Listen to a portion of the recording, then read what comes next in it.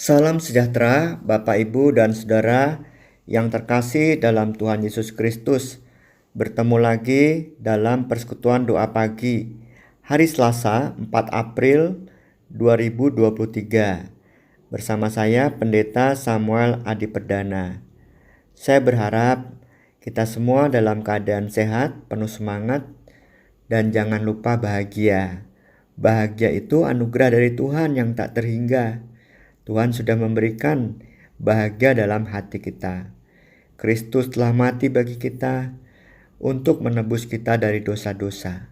Disitulah kebahagiaan terbesar yang tidak terkira. Jadi, tetaplah bahagia. Seburuk apapun hidup kita, tetaplah bahagia. Tema persekutuan doa pagi kita hari ini adalah sudah jadi terang, jangan gelap lagi. Kita akan merenungkan firman Tuhan dari Yohanes pasal 13 ayat 21 sampai ayat 27. Mari kita bernyanyi bersama mengawali persekutuan doa pagi ini dari NKB nomor 154. Setialah, setialah.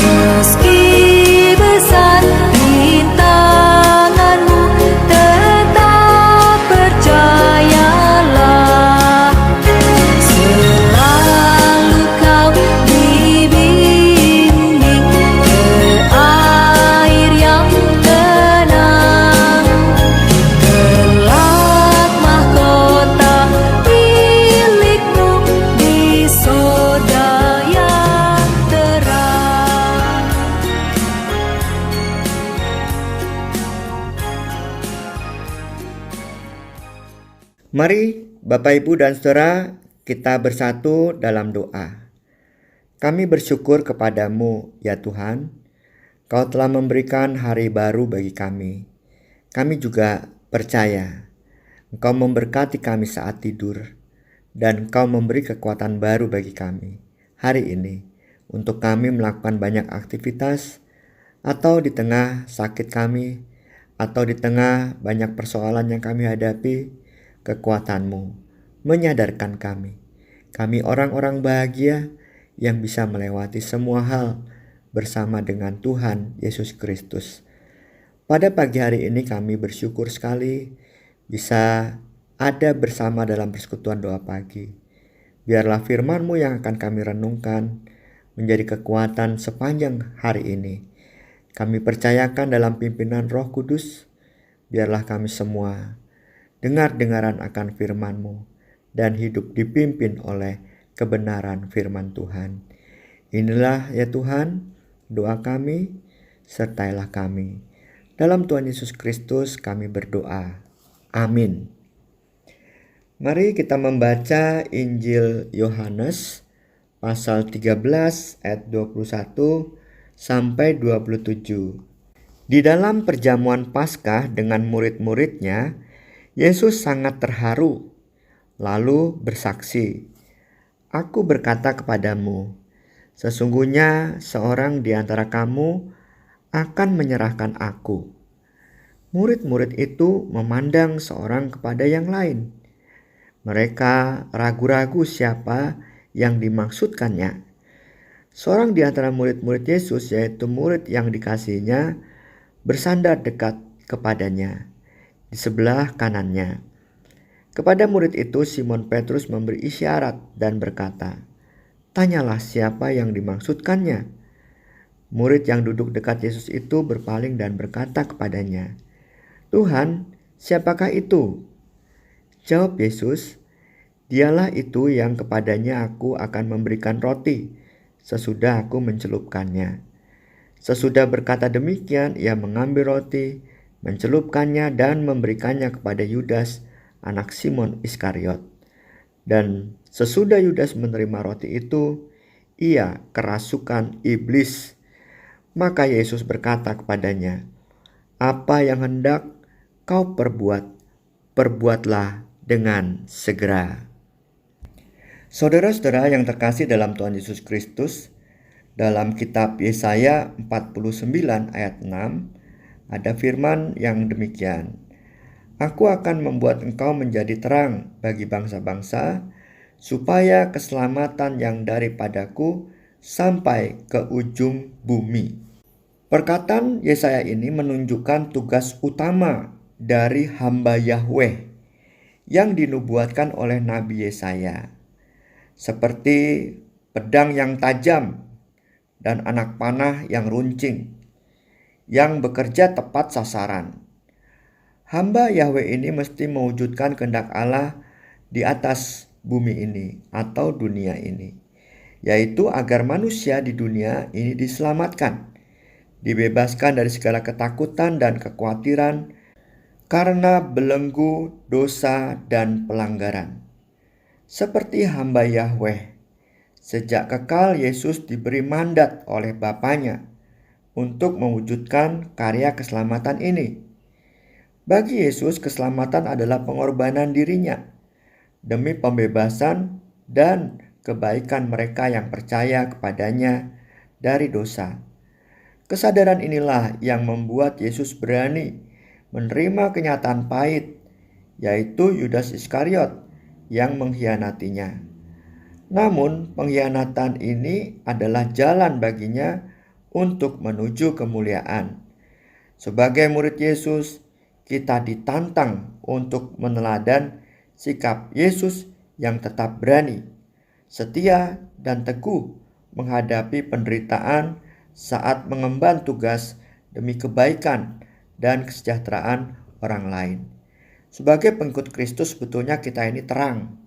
Dan sebagai terang, ya kita harus tetap terang, bukan malah menjadi gelap. Jadi sudah terang, jangan gelap lagi. Inilah yang seringkali menjadi tantangan kita. Kita bisa saja berkhianat seperti Yudas Iskariot yang menyerahkan Yesus dengan berbagai macam bentuknya. Misalkan demi jabatan, kita melakukan tindakan lobi sana, lobi sini, dan mempengaruhi orang lain, dan kemudian menjelek-jelekan lawan kita, dan kemudian juga menyogok orang-orang yang berkuasa, sehingga kita mendapatkan jabatan itu. Kita terang, Tetapi gara-gara jabatan itu, kita melakukan hal-hal yang tidak baik, bahkan tidak benar. Kita menjadi gelap. Ada juga orang tahu hidup penuh kasih. Ia tahu bagaimana memberikan diri seperti Yesus Kristus. Itulah terang. Tetapi seringkali kita menahan apa yang kita miliki. Ada rasa sayang yang begitu besar atas apa yang sudah menjadi berkat yang Tuhan berikan pada kita. Sehingga saat kita melihat orang yang susah, kita tidak mau jadi terang, tetapi menggelapkan terang kita dengan tidak peduli atau pura-pura tidak tahu atas orang-orang yang ada di sekitar yang menderita. Bentuknya bisa lain lagi. Kita terang menjadi gelap atau berkhianat seperti Yudas Iskariot. Misalnya, pelayanan kita tahu bahwa harus dilakukan dengan sepenuh hati, ya, dengan ketulusan, bahkan memberikan hidup nih ceritanya untuk Tuhan dalam melayani. Tetapi ada saja kita di sela-sela semua itu kepengen dipuji-puji oleh orang yang menerima pelayanan kita. Atau kadang-kadang kita juga kepengen ya dipercaya berlebih oleh orang-orang yang kita layani, sehingga kita merasa bangga dengan kesempatan-kesempatan dipercaya itu. Lalu membandingkan diri dengan orang lain. Saya lebih hebat, saya lebih dipercaya, dengan orang lain tidak. Bahkan semacam kayak dijadikan prestasi pelayanan itu. Harusnya kita terang, tapi jadi gelap. Dan banyak hal lagi saudara yang bisa mencerminkan hal seperti itu. Di tengah keluarga juga bisa. Ya, suami istri tahu kalau mereka harus saling mengasihi, saling melengkapi. Ya, sebagai penolong yang sepadan, tahu persis. Tetapi kadang-kadang pertengkaran demi pertengkaran terjadi karena hanya merasa dirinya harus lebih didengar atau diperhatikan. Ego terlalu tinggi.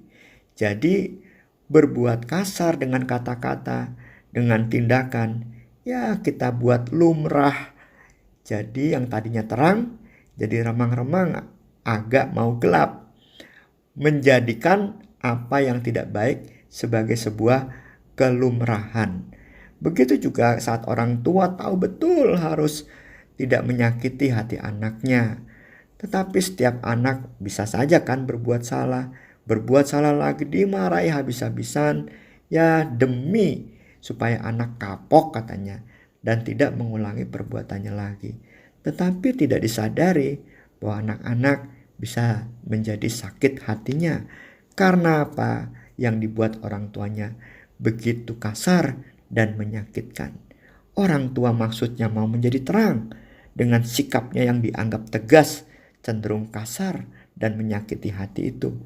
Tetapi yang terjadi, hati anak menjadi terluka, jadi gelap.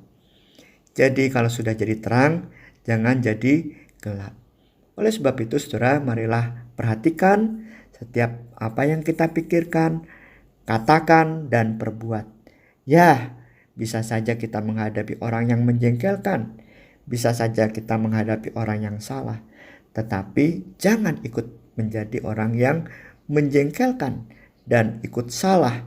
Bahkan jangan jadi orang yang ikut membenci karena orang membenci kita. Tetaplah jadi terang karena kita terang.